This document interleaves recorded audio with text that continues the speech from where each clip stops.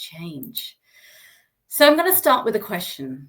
What does resilience look like for you and your team in times of change? Now, often when I ask this question, people say things like coping, because I think a lot of people confuse that with resilience. Or, some people say thriving, which is always great to hear. Or often I hear things like, we're head down, as if they kind of want to put everything out of their minds because the change is really overwhelming. Sometimes it's anxious. Sometimes I hear there's a lot of silos appearing in teams where communication is starting to really break down, where there might be blaming or shaming happening, where mistakes are being made. Or often there's risk aversion, because right now, actually, in times of uncertainty, we crave that stability. But what am I describing here? It's not really resilience. Actually, what I'm describing is what we call the uncertainty tax. And this is a very high tax that we pay in times of change when we're finding the uncertainty to be really overwhelming. Now, we know that resilience is a really important trait to have. But the challenge we have is that there is a profound misunderstanding about how to truly cultivate resilience in teams in times of change. And I would say within individuals as well. Right now, we're living through what I call the resilience paradox. And there are 5 things that are feeding that resilience paradox. The first thing that is feeding the resilience paradox is that we're actually facing more adversity than we ever have done beforehand. 52% of UK employees report feeling burnt out at work. 8 in 10 employees say they've experienced more workplace change in the last 2 years than ever before. Now you would think, okay, so with all the challenges, that should help them to develop their resilience. But actually, that's not what we're seeing at all. In fact, it's becoming too overwhelming. As a result, the second thing that's feeding this resilience paradox is that we're soothing ourselves with comfort in the short term rather than building long-term resilience. More than one in 3 employees say they avoid stress, and actually they fill their time with distraction or procrastination. The average American watches 7 hours of screen time outside of work. Where is that time? The comfort culture is also spilling over into the workplace. We're avoiding tough conversations a lot more. We're choosing ease over growth. And every time we do this, we diminish our capacity to be resilient. The third thing that is feeding that resilience paradox is, as a result of the first 2 things I've described, we aren't doing the right kind of hard. We actually need hard in order to flex that resilience muscle. That's not the only way to achieve it, but that is one of the ways. And as a result of that, what we're seeing in organizations is there is a return to helicopter management. That's over-controlling management practices.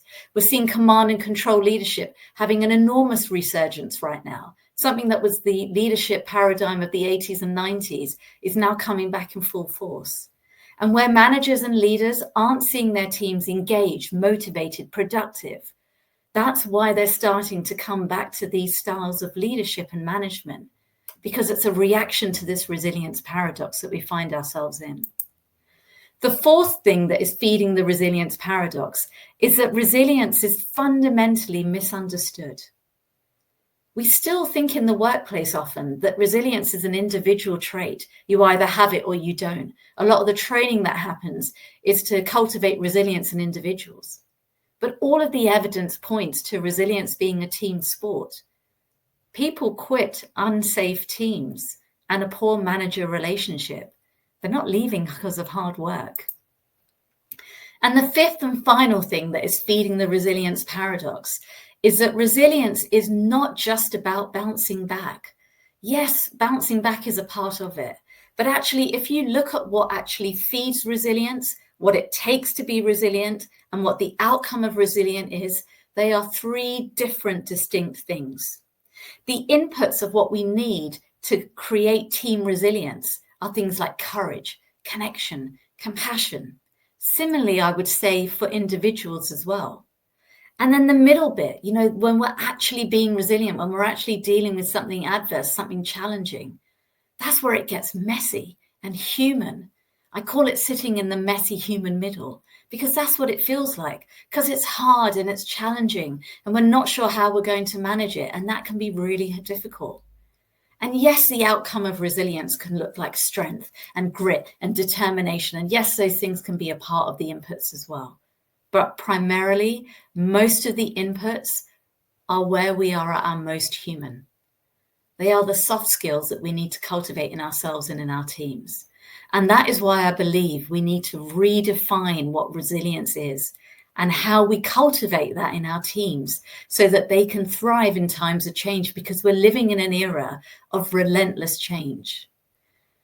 Now, I'm not just somebody who sits in front of you as a student of resilience and positive psychology, as a positive psychology coach, as a high performance coach, or even as a chief heart officer, or even as a former FTSE 100 senior leader who led transformation and teams at such a global level over the years, 20 years, in fact.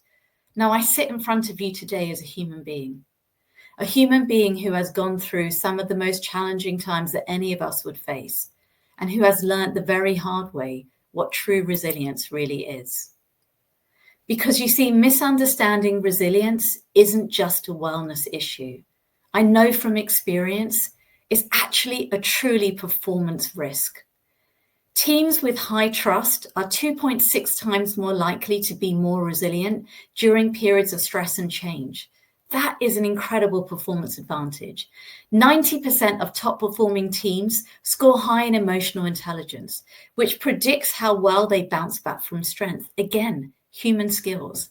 And resilient teams are 52% less likely to experience burnout and 31% more likely to stay engaged during periods of high uncertainty.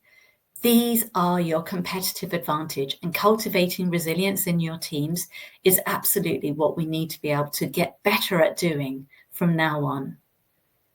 I want to share with you now my own story, my own experience of what it was like building resilience from the inside out, as a human being, as a leader of teams, and as a chief heart officer.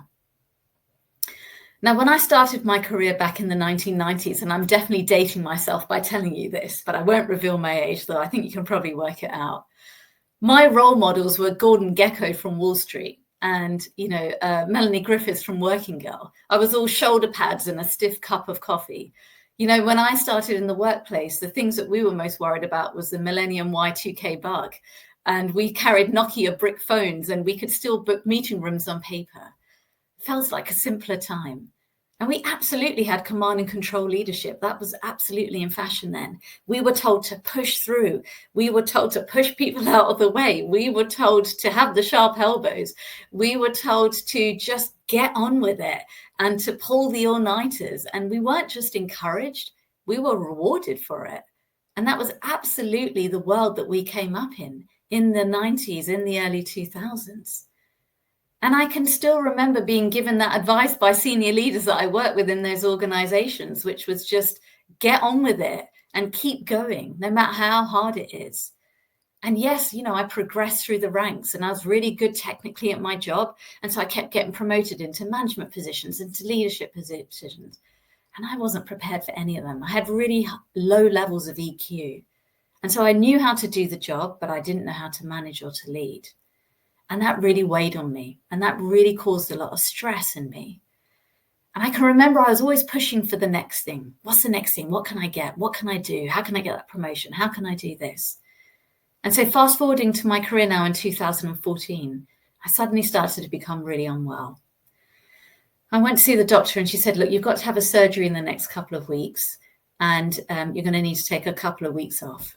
And I was like rolling my eyes. Hey, I'm too important to take 2 weeks off, yeah? I went in to see my manager and I said, the doctor said I need to take 2 weeks off. I won't need it. I'll be back in a week. I'll probably be logging on after a couple of days, checking emails, because I'm tough. I didn't come back to work after a week. In fact, I almost never came back to work at all because that straightforward surgery went wrong. During the surgery, the surgeon cut my bowel. She put a stitch in it and sent me home and said everything would be okay. It wasn't. Within 48 hours, I was being wheeled back into A&E being told by another surgeon that I only had a few hours left to live. I couldn't believe what I was hearing. I was only in my 30s. And I remember having this horrible realization that I had prioritized all of the wrong things in my life. I'd prioritized the promotions, the pay rises, the money, the house, the car. And when everything was about to be taken away from me, none of those things mattered. And I realized that I'd sacrificed the most important thing in my life, and that was love. And I can remember turning to my dad and saying, I never even got the chance to fall in love. I never even got the chance to have someone love me back. I never got the chance to get married or to have children. And it felt so unfair.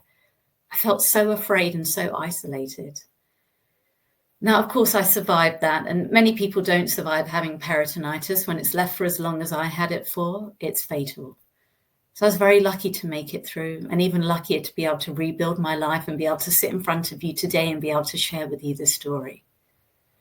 Now, I want to be able to tell you that when I came out of the hospital, that's the moment I changed my life and I became a chief heart officer.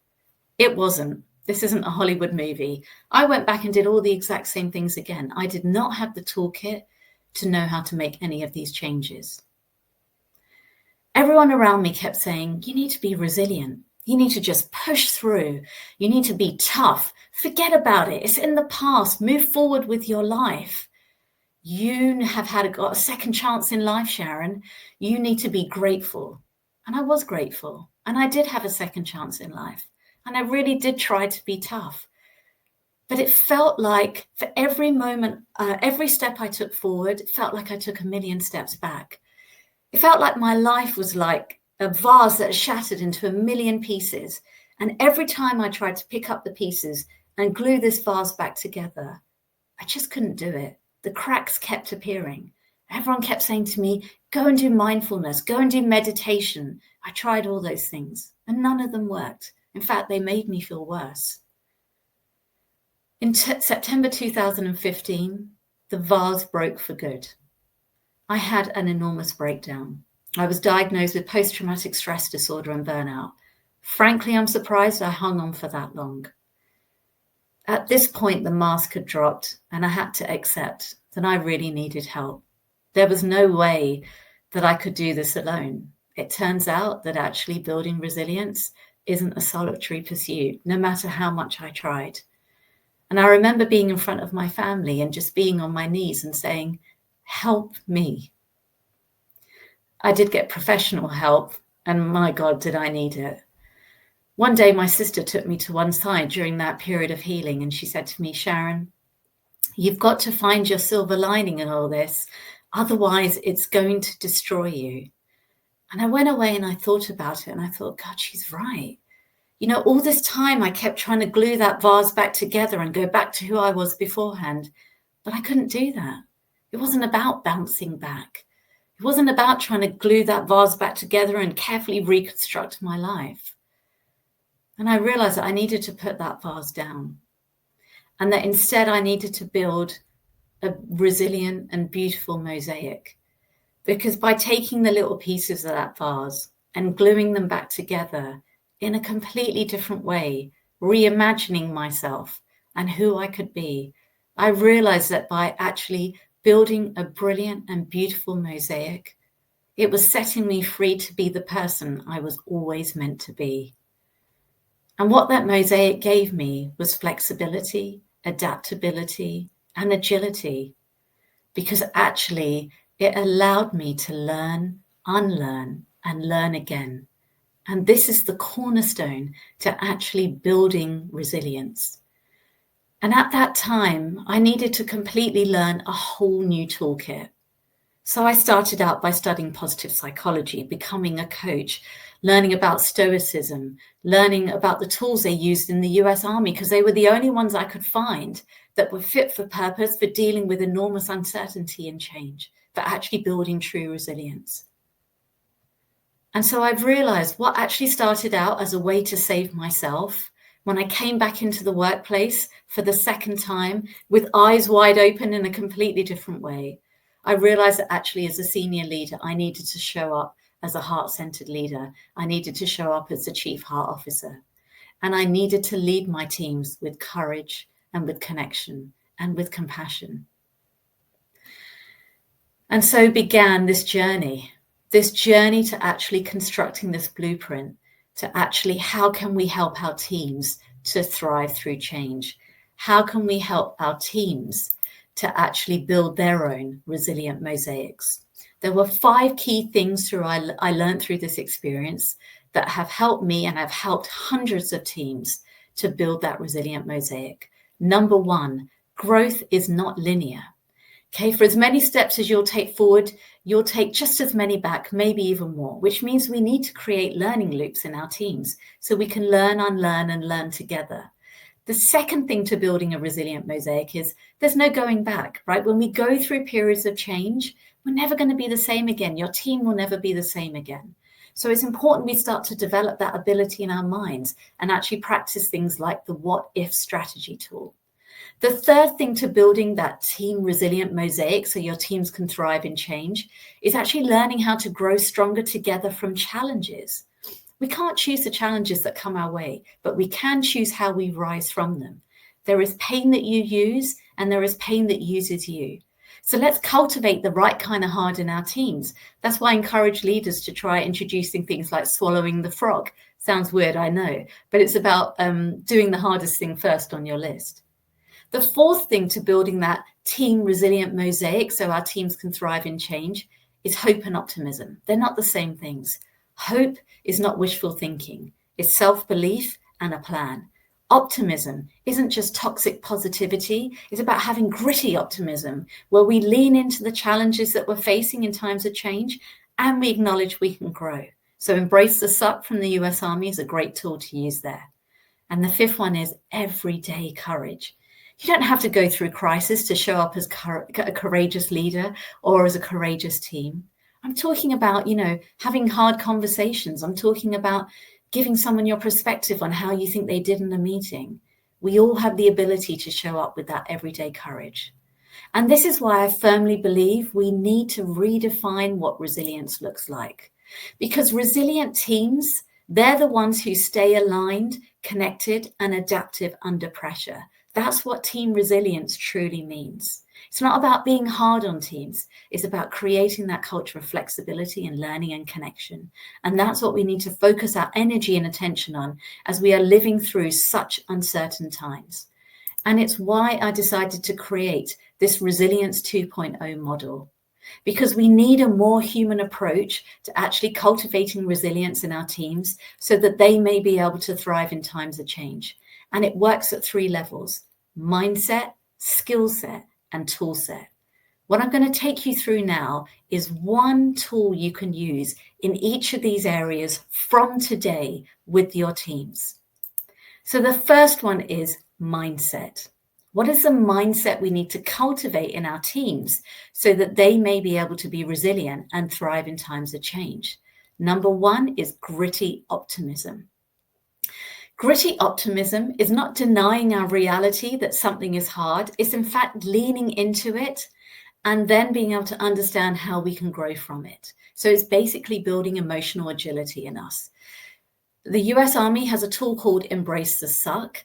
I've renamed it Sitting in the Messy Middle because that's what I think we're doing here. What you're doing here is, and I'll give you an example to illustrate it.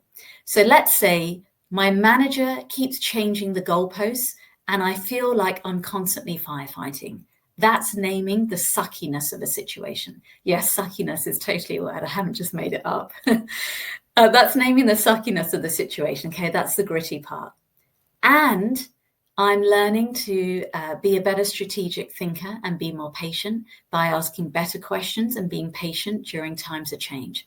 That's the optimism part. So we're not denying the reality, we're leaning into it, and we're learning how we can move forward. That cultivates emotional agility in our teams, but it also gives them agency and ownership to be able to move forward so that they don't get stuck. The second tool that we need to cultivate in teams, this is the skill set tool, so that we can help teams to be more resilient in times of change, is cultivating our ability to have courageous conversations. The highest performing teams I ever work with, the most human ones, are the ones who can do this. Because when we're working in fast-paced environments and we need to move things forward, We can't be shy about speaking about things that need to change or things that we need people to hear. And so as a chief heart officer, my advice is always the same. Tough love. Tough love really works. Don't say to someone, I want to give you feedback. Say, I'd like to share with you my perspective. Nobody likes the word feedback. It makes them do this. Instead, say someone said something in a meeting, you think it hasn't landed very well and it's actually going to slow down progress. Maybe take that person to one side. I was famous in my career for the Sharon pull aside, where I would say to someone, hey, can I share my observation with you or my perspective with you of what I just saw in that meeting? I think you're really great. And I really want everyone else to see you in that same light. Some of the things that you said in that meeting, I'm not sure they landed in the way you wanted them to. And so I just wanted to share that with you because I really want to see you succeed. Can I do that? No one's going to turn that down. Yeah, that might be tough for them to hear, but it's said with great love and a desire to help the team to succeed. And the final one is the cultural toolset. Here we're talking about what is the culture that we want to cultivate in this team so that they may be able to be resilient and thrive in times of change. And it fundamentally comes down to connection. Now, we really want to cultivate connection at every level. Let that be that actually at a team level, at an individual level, or at a project cycle, or in team meetings. We want to cultivate that connection together. One of the tools I love sharing in organizations is called the fail fika. So the fail fika is something from Spotify. So in Sweden, fika is to have coffee and cake. And in Spotify, they've introduced at the end of every project cycle, a fail fika, where they talk about the learnings and the failings of the project, and they do it over coffee and cake because everything's better over coffee and cake. And what this allows people to do is to feel safe. It allows the teams to connect with each other. It allows them to have psychological safety. It allows them to create that learning of culture. It builds trust. And fundamentally, all of these things are what actually helps teams to be resilient and thrive in times of change. The Navy SEALs have this great quote. They say, in moments of pressure, we don't rise to the occasion. We sink to the level of our training. When we prioritize courage, connection, gritty optimism in our teams, that is how we will foster a culture where these teams can thrive in times of change. And this is why we need to fundamentally revisit resilience so that you can all go forward and build your own resilient mosaics with your teams. The toughest teams I know aren't hard. They're human. And what makes them resilient is their ability to flex, not fracture, under pressure. Because we are always better together. Thank you.